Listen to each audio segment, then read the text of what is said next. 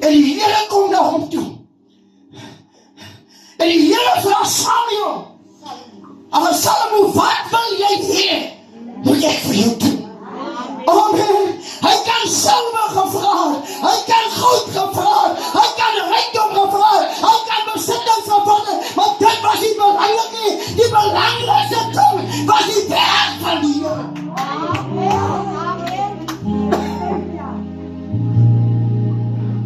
Hy sê, "Here, al wat ek vra, gee my net wysheid om met u kinders te werk." Amen. En die Here sê vir Samuel, omdat jy wysheid gevra het om met my kinders te werk, gaan ek jou rykdom gee, ek gaan jou aansien gee, ek gaan jou al die besittings gee, al jy wat jy nie so gevra het nie.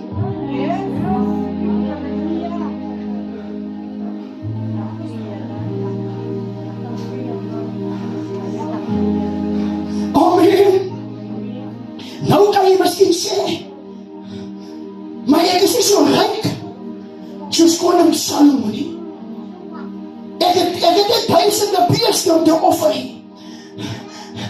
Maar die vrou, die arme vrou, toe sy aankom in die huis van die Here, het sy laaste 3 pennies uitgehaal en geoffer aan die Here.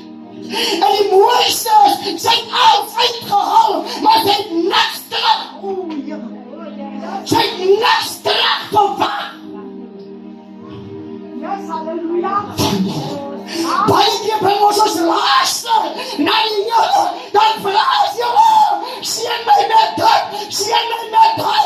Halleluja, maar sy het niks. Halleluja. Amen. Jesus.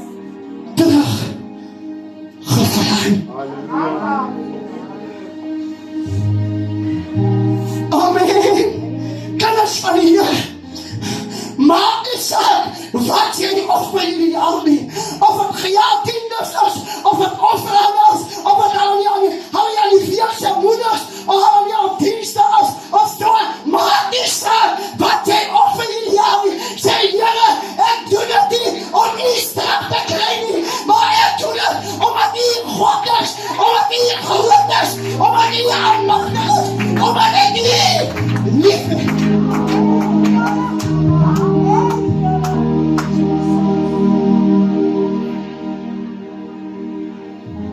Amen.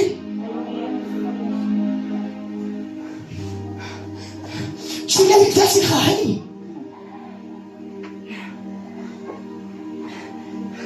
En dit kan ek gaan na Abraham toe. Hy het voor die Here gelê, net om